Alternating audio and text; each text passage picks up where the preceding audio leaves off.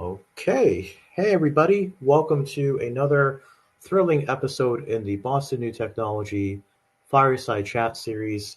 Your host here and co-director of Boston New Technology, Steve Vilkas, joined by one of my good friends and a truly fantastic founder, Natalia Cebotari, who will be speaking about a lot of things, but we're going to be diving deep into Osmos. What is Osmos? Why is Osmos one of my favorite new companies and why I feel like it's going to change the world. And also, we're trying to answer this question, which I think a lot of people have been asking throughout the ecosystem, which is can you, in fact, platform expertise? Meaning, if you build a platform, is that platform capable of really showcasing people's expertise, their core competencies? And in a sense, how can we build better platforms that more holistically take care of people without ever being like spammy or intrusive? So I'm going to give Natalia the floor here. She's going to introduce herself, introduce Osmos, and we'll get underway. Natalia? Hi everybody. I'm building Osmos, an experienced executive and entrepreneur with a vast experience in building social things, mostly in K-12 school education. Lots of them working with many different people, building ecosystems around this. And after that, I'm really excited about building completely new things and new way we do something. And since I've managed to do it once, I thought that maybe it's the time I can do something bigger. And thinking about the social networks, I had experience with that as well. I was thinking about why when you need a person for if you're an entrepreneur, if you are doing anything, like you're a doer, whether you're working in a company or you're doing it by yourself, you're a student or you're no matter what, you're doing something, building something. You need people constantly for this. And why, when you need those people and you go to social networks and write that I need this kind of expertise or I need help with this, you don't even know who of your own friends or connections, as some platforms put it, even saw your message. You don't even know if your own close friends saw your messages, what you are looking for. When you go to social networks, they ask us, they push us to constantly public content, but they don't really help us do the things what we are doing. They are not helping. They are about spending more time, publishing more content, trying to be more visible, but it's not about helping you with what you're doing. So lots of ideas, and we've tried to build Osmos with all these ideas to put this into practice. It's a big experiment. I'm totally aware of this. But our users are now saying that, well, it's time we have a new LinkedIn. It's time we have new kind of social platforms that can be built completely differently on different with different philosophy, I would say. And our philosophy is by helping you do what you're doing, not pushing you into generating more and more content and being visible by your own connections. I think that's a fantastic way to set the table and the tone of the conversation. Thank you, Natalia. To give people who are listening a bit of background, we had a chat a couple of weeks ago, and I was really excited when you went through this with me too, because I mean the role that I occupy at both Prepare for VC and at Boston Technology sits squarely within that kind of hybrid role of like community manager, head of community, also somebody that helps to bring opportunities. So like partnerships and growth. In other words, what I'm trying to say is I spend a lot of time on like your like rival platforms. So say for example, like LinkedIn. And what I can say, and I mean no disrespect to LinkedIn when I say this, but LinkedIn is broken. And I say this because every single time that I log into LinkedIn every day, I have so much spam. I want to pull what little hair I have left out of my head because I constantly get solicited in ways that are not conducive to anything that I'm trying to do. And if it's supposed to be like a business networking platform, that doesn't function the way that it ought to be, because these messages are very intrusive.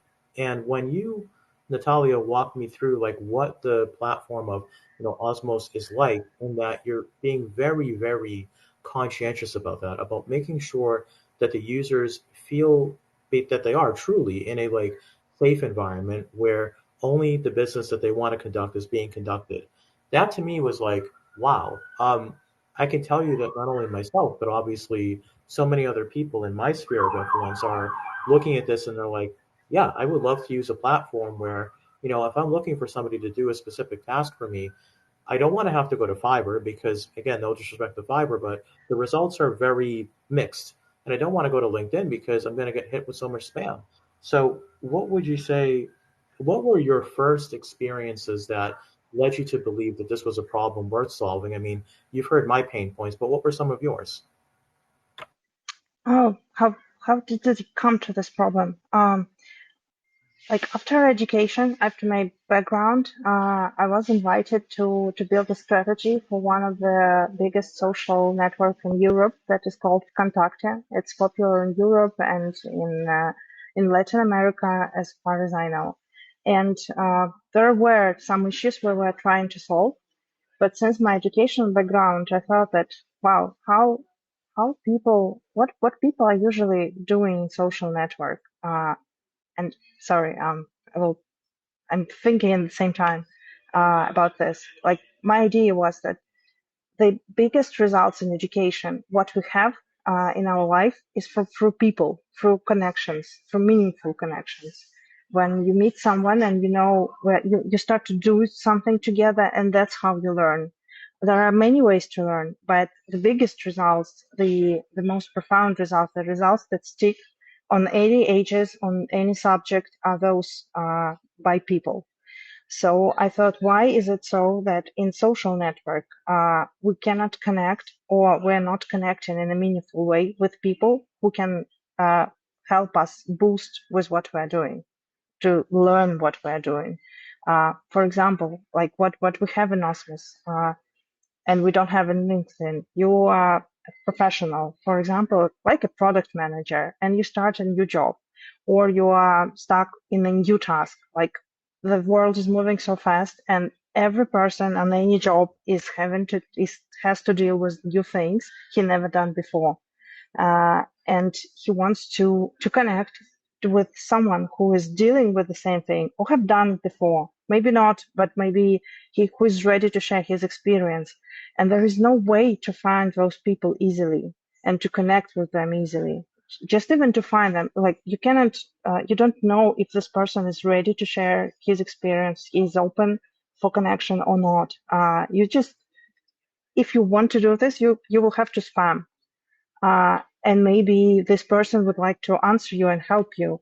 Like that's actually how education and community and ecosystem works. People are helping each other. Good network is about helping each other, not just taking, not just selling, not just telling what I'm doing.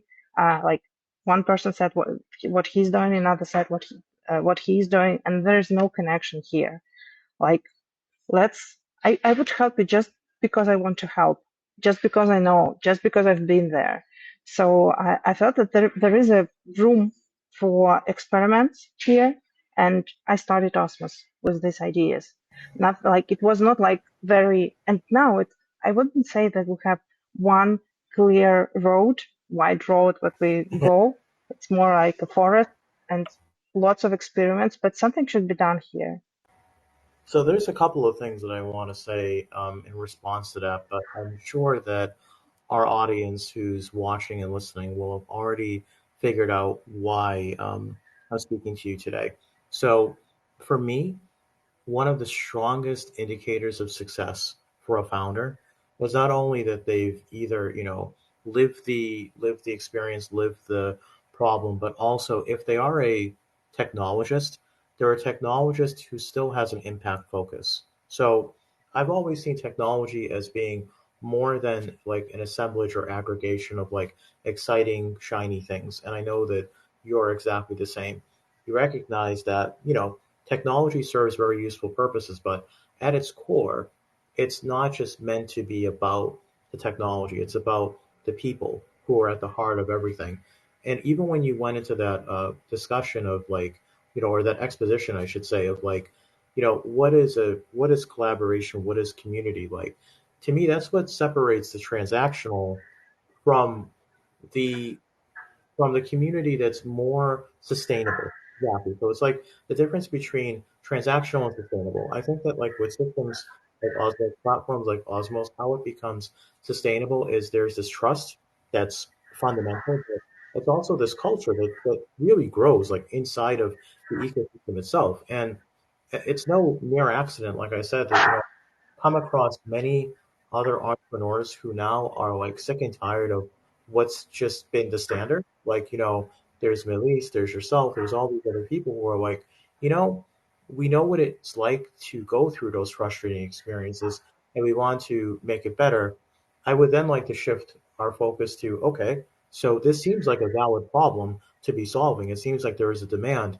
Can you speak to like how it's been building it and seeing like growth of any measure? Like, I mean, as you know, traction comes in many different forms and shapes.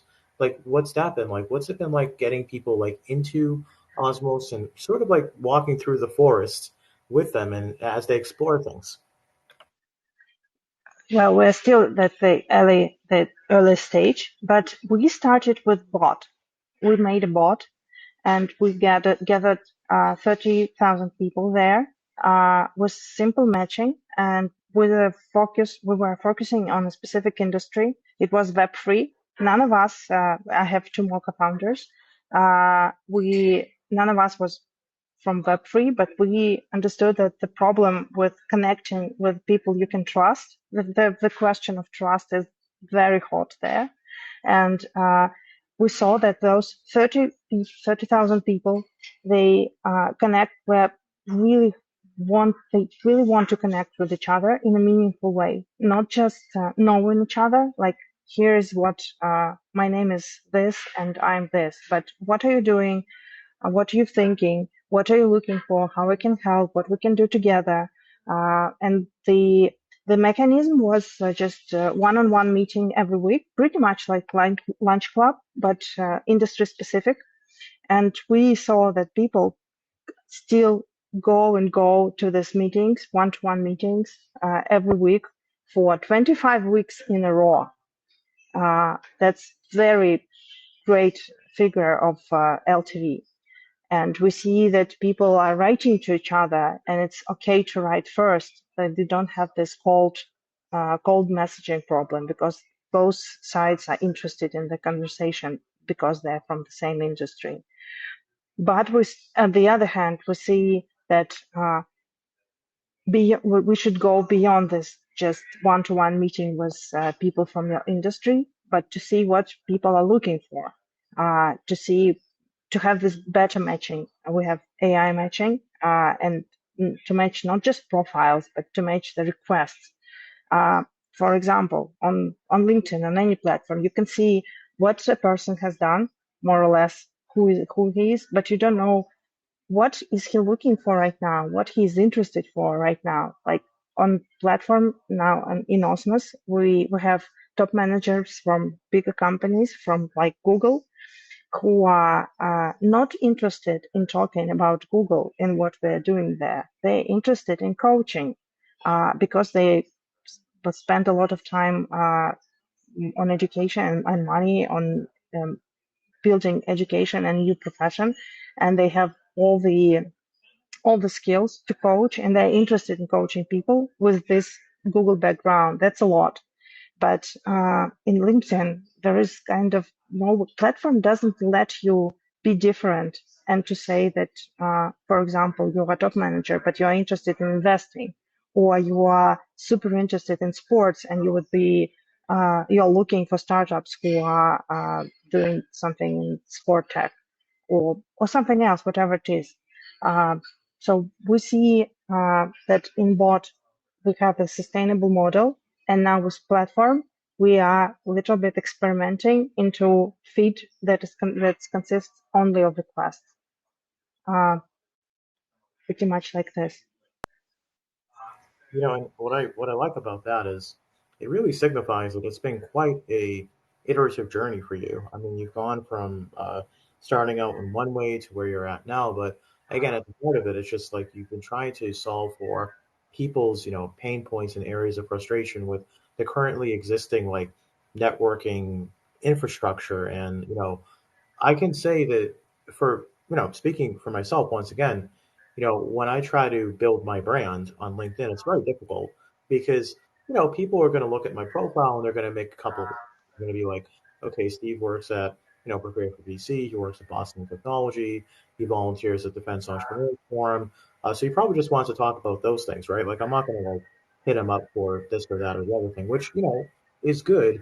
But let's say they want to also be seen as somebody who is interested in mentoring, in coaching. Like, for example, I'm going to be a mentor for the E4All Roxbury winter cohort. Like, I think that that level of customization and care again speaks to how you're trying to, treat people as not just like labels. And I think that's one of the major failings of like the currently existing architecture around like platforms that try to solve for networking. It's like okay, just fill in these boxes, like check these boxes and you'll be fine. And the other thing too is like this is really how Boston New Technology got started, and one of the reasons why I wanted to have you on the show because when our original founder was like going in 2009, 2010, his thing was just create a space where people can come and be themselves and talk about interesting things and be a part of interesting events. I mean, from this leads into my next question, which is, from your vantage point as a founder, but also as somebody with a really rich background in so many different things. I mean, how would you say both the, and please take as long as you want with this because it's kind of a big question. Like, how would you say that both the technology industry as well as the startup industry has changed from your vantage point, obviously from your lens? I would love to know that. Oh, that's a large question. I would answer with example from education. I started with a tech in 2008, 2012 at the beginning, like the first days of Coursera. Like just 10 years ago, Coursera was just a video on YouTube. It all started from there. And Khan Academy was just video on YouTube. And we didn't have so much bloggers and all this. And there were so many interesting things going on in education, so many disruptive technologies, so many hopes for this. But what I see is that mm, now most of the technological companies in education, they are fighting for the 0.5% conversion in selling the courses. So it like all the industry got really big and adult, and it's not more like not about disruption anymore, even with the AI thing. And what I see also that any disruption comes like truly innovative and truly things that products that are changing the way people behave and the way they do their job are those that respect people. And I would like here my biggest insight in education was that you are just a technology platform. You are nothing, and teacher is everything. Teacher is a person, like is a god, a person. Even this if this teacher is not very well educated, if he's not super professional, but he's just a tired person and you need to talk to him. Just I'm here just to help you. Let me help you. If you please give me the opportunity to help you, I will do this. And this personal connection let me build the tech product, new digital textbooks that are really used by 120,000 of teachers. That's one of the biggest results I know in the world. They're really using it. They're loving it because this product is something that respects them as people. And I think that any technology that going now, like that will be going forward. They should respect people and help them because I don't know, even GPT, it's really helping. And though I'm using Notion AI because it's more convenient for me, but still, it's something that, hey, I'm here to help. I believe in this. Did I answer your question? You I did. don't know.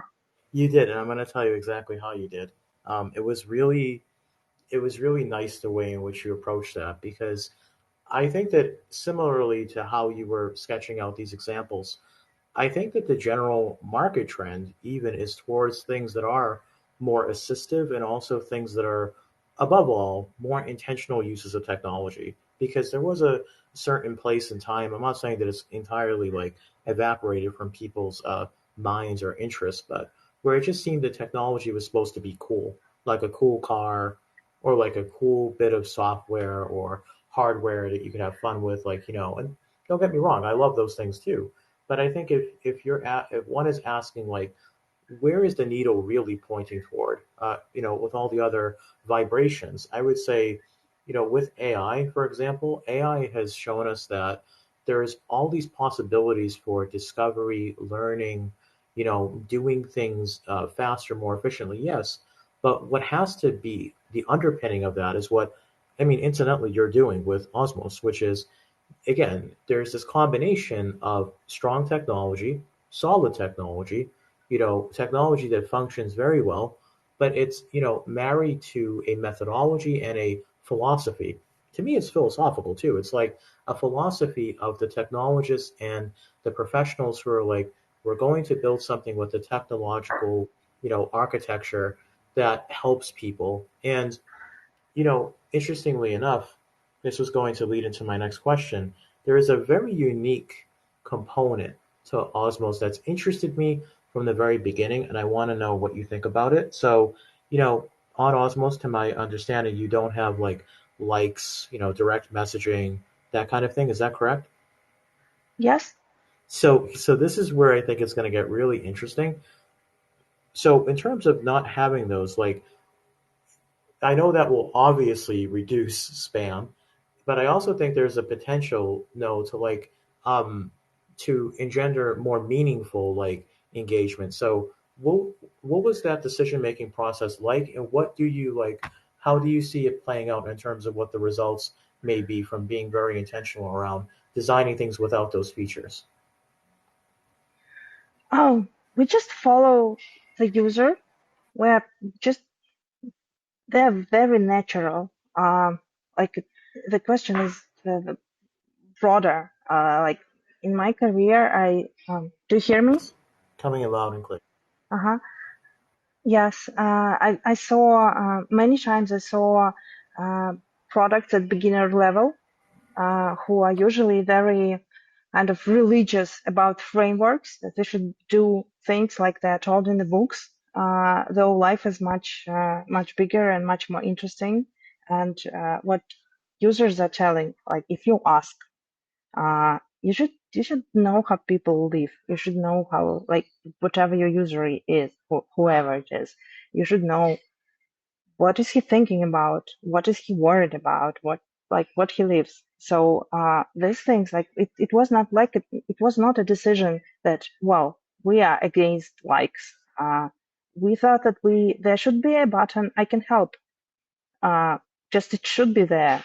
Let's see what if we put it and see what happens, because it's kind of strange when you see since our feed is all about requests and you see requests from your connections, like I'm looking for this, who can help me with that?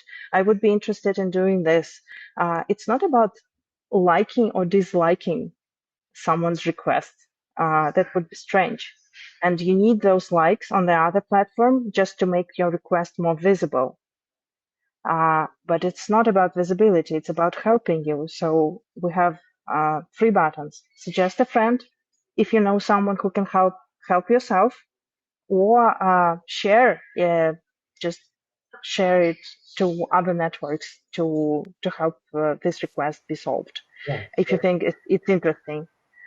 if there is the person who you know is not on the platform yet.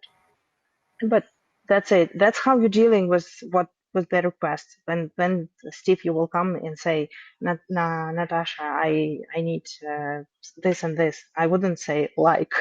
Right. And you see, that's why I asked you this question and why I'm sure everybody is going to love your response. Because the way that you figured this out, of course, we're all listening to you, watching you, we're thinking to ourselves, hey, yeah, that's right. I mean, I think we've encountered that. I know I've encountered that and encounter it often. Like, whether it's like personal social media or whether it's professional, like, again, going on like LinkedIn, Twitter, whatever, like if somebody says like I'm looking for a UX UI person or looking for a product developer, if I like that, what does that say to the person? It's like, oh, Steve liked that. Is it gonna help me? Is like what's the end result? So I think it's like I've noticed a couple of things about the way you do things as a founder. So you're very much like a Occam's razor type of person. Like, let's keep things simple in order to make things happen more expeditiously. So if people are in need of things, they have problems that need to be solved. The last thing you want to do is present obstacles to their progress. Like, if somebody is looking to get something done, you got to not have that ambiguity in there because if you do, it's like, okay, I'm getting all these hearts, I'm getting all these laughing faces, but I'm not getting the person that I need to help me. I'm not getting the solution to the question perhaps that I asked. I mean, that to me, again, speaks to how you are and how you're building Osmos. I'm going to get a little bit future facing with you because I know I've spoken to you about this personally and, and other things, but I mean, in your mind, what would you like to see Osmos become and how would you get it to that place inside of, let's say, I won't try to not to be too mean here, but like inside of the next year, what would Osmos 12 months from now look like in your ideal mind or ideal scenario? Um, well, I think we asked this question from the start in our team, where we are Love it. going, and the like. Maybe it's not the right question, not the right answer, but for now, is when you meet me somewhere, I will show you, and you want to connect with me, or you heard about me, or I will hear about you, and I will show you my Osmos profile, and from this profile, you will know what I'm looking for and what I'm in need for. And you don't have to follow me all the time. Well, you have to follow you have to follow me if you are interested, but you Really? don't you don't have to read all where I've been, what I've been, countries I've been visiting, what I ate for breakfast, what books I've read. All this would be too much. Maybe this is this content is for other platforms, but I will follow you because I want to see if you need something. I would be ready to help. This is what we were talking about networking, and this is how I network myself. I was never networking for purpose, just because of my work. I have more than, I think I know more than 12,000 people in person, just because of my nature of my work before. Um, and I'm, I'm interested in helping them. If I can help, I would help. But I'm not interested in knowing everything about their life because it's more professional. I would be happy to help them. They will help me. This is more natural. This is the way we network naturally. Yeah. And it's very also the way in which you're building this out is in a most respectful mode, a most respectful fashion. Because I think one of the biggest problems we face in the startup world is the level of overlap that takes place quite by accident in terms of like people not meaning to, because we have to do what we have to do. But the way the system's been set up, it's like, say for example, I mean, if you're a founder, right, and you're looking to fundraise, I mean, you often do have to follow investors and figure out what they're eating for breakfast. I love that analogy, by the way. That was super awesome. But really, I mean, you have to do that not because you want to, not because your idea of like a progress and sitting down and doing diligence on investors is like, okay, what did this one person at this one firm write about, and how does that like directly correlate to what I'm doing? Oh, they're going to this conference. Maybe I should go there. Like, it's so much of a drag honestly on business development. That I mean, I think this is one of the biggest problems in a broad sense, and you're probably thinking to yourself, "Oh wow, Steve hasn't spoken broadly in at least 30 seconds," but literally, like when you think about how networking is even now, it's like very broad. It's like very, you go there and you're kind of like a lost explorer with like your compass and your map, and you're like, where are the people that I need to talk to? Where are the things that I need to learn about? Because it's all very chaotic. And I think, for a platform like Osmos, it's solving something very specific in a very strategic way. Do you think, I guess one of my last questions would be, do you think people are ready to make this migration though? Or I mean, what I mean by that is, do you think people are ready to finally stop complaining and actually log off these other platforms, or do you think it will take some period of time? And if so, if you do think that, what do you think needs to happen for them to finally like make that judgment call? Like, you know what? I'm tired of getting spammed every day. I'm gonna go and sort of like what happened with Twitter, right? Where people were kind of exploring other platforms for a time. Do you think there will be a great migration off of more of the networking platforms like that? Uh, I would start from a little bit earlier about hunting an investor. Please. What? Because it will lead to an answer. Nice, nice. For, for me, hunting an investor it would be like I would see if he needs something, because one day he will say, "We are looking for a marketing manager for our fund," or "We are looking for some ML expert or someone," and I will help them because I know many people, or maybe I will help them in some other ways. But I will give something to them, not because I know what they eat for breakfast, but because I really want to help. And this builds connection that is more genuine and true. Uh, and this happened to me so many times, not because I wanted to follow this person, but I saw some interesting person and then I saw the opportunity to help them. And this is where sometimes friendship starts.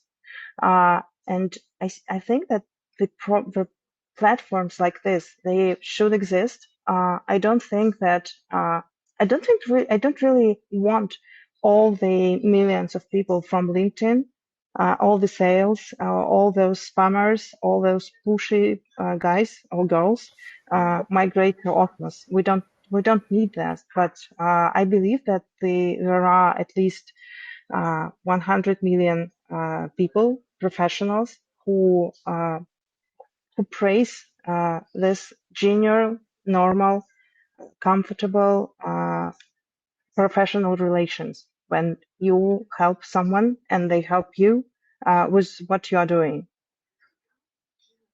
And we see like what kind of like um, we see the deals on Osmos as well. It's not like oh, we are so nice here, we're doing business. So we see investors and other investors connect and start sharing deal flows. We see a person is writing about his solution and that he's looking for investors, and instead of this, he finds a big client and he doesn't need investments because he found a big client. And it's not a direct sales; it's more natural sales, like it used to be. So there are a couple of things there that I'm really glad you decided to start from earlier on in my ramble. Thank you for stitching that together. So yeah, I think that also shows to the audience that you're one of those founders that the resiliency is rooted in your ability to leverage what it is that you're very good at and that you love to do. In this case, you're a helper, you're a go-giver, you're somebody that loves to, actually connect people to the right solutions and so on. That's the way for you to make your entry point to potential possibilities with like funders. But I also love that you reinforce the fact that in the Osmos environment, the Osmos ecosystem, commerce is taking place, deals are happening, because I think that's one of the things that people in community often struggle to communicate. Because like people will say, like I love that you had like the little funny aside there where it's like, yeah, everybody's so helpful, everybody's so happy, like because I think that's the perception that's often like mistakenly assumed to be the case. Like, oh, so you guys are all just sort of like friends, sort of like a hand holding, like we're all like, singing around the campfire. And it's like, no, not at all. I mean, it's a very strong business environment. But as we wrap up here, what I want to do is I want to give the audience a chance to connect with you. So one of my last questions will be, before I give you the final word,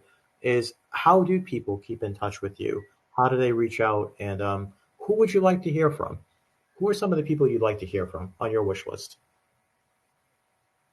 Oh, I'm really interested in connecting with people who are doing social networks.